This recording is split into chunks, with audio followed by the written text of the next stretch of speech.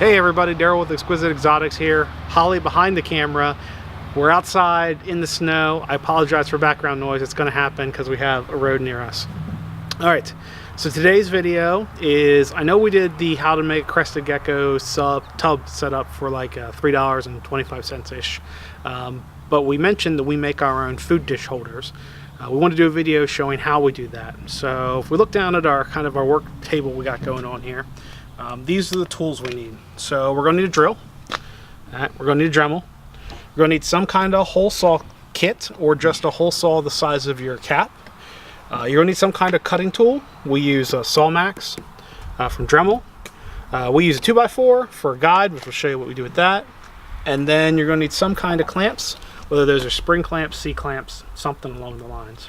And then lastly, whatever bottle cap you're making your food dish holder for, because this is for bottle caps, in this case you want your sheet of PVC, which is this white sheet we have here, to be about the same thickness as your bottle cap. So hopefully that's showing up there. Yep. All right, so all those tools, your PVC sheet and your bottle cap. First thing we're going to do is cut strips of our PVC sheet. So let us get set up and we'll be right back. All right everybody, I'm back. Two quick things that I forgot to mention that you are going to need: safety glasses or safety gear and a tape measure. Also, if you're a kid, make sure that you have your parents helping you. We do use tools in this. Safety first, always safety first. All right, so you need to decide what you're making a food holder for. For us, we showed you that lid before that we're making it for, and we want to make one that holds a food dish and a water dish. So we need to make something about this size that's going to hold two caps. If you want to make something that just holds food, then you would just cut one big enough for one cap, or just water, the same thing. And your width and length are going to change depending on your cap size and what you're making. So for us, we're shooting for something this big. What we've done here is we went ahead and laid out, focus down on the table, we laid out a 2x4 and used those clamps to lay out the width of the cut that we want to make. And then we're going to go ahead and use our Sawmax here to make that cut. So really quickly, let me throw on my safety glasses. Again, safety first. All right, and then we're just going to go ahead and cut off a strip of this.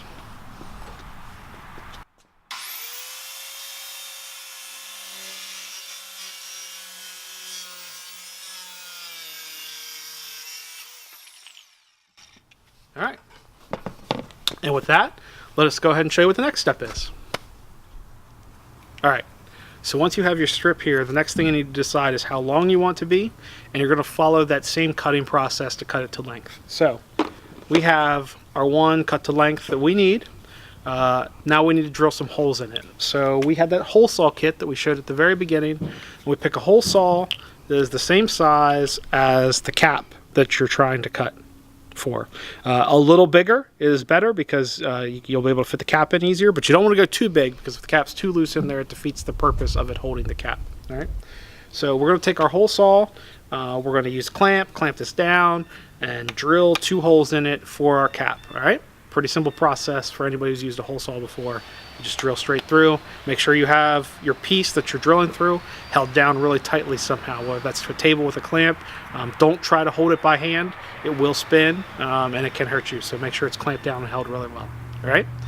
We sometimes use a 2x4 behind the hole saw as we're drilling down to help it keep from messing up the back of the holder. So just a little tip.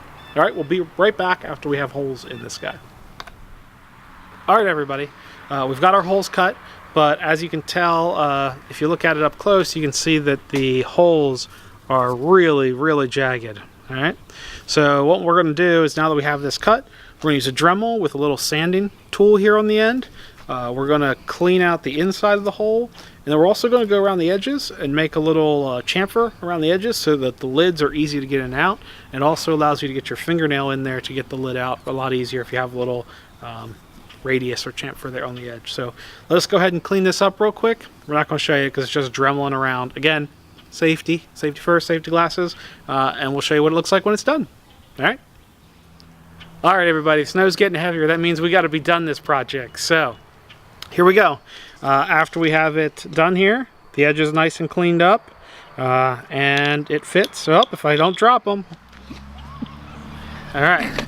It fits two little caps right there. So one for food and one for water. That's all there is, guys. So if you ever need to make yourself a food and water dish, or just food or just water dish holder, that's how you do it. Really simple. Doesn't take a lot of time. If you guys have any questions on how to do it, just let us know. As always, like, comment, subscribe. Holly behind the camera, you got anything extra? Nope. She's shaking her head no, said no quietly. So we'll talk to y'all later. See you next week.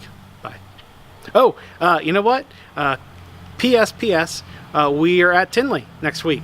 So if you see us, say hi. If you're going to be there, let us know. All right, that's it. Bye, guys.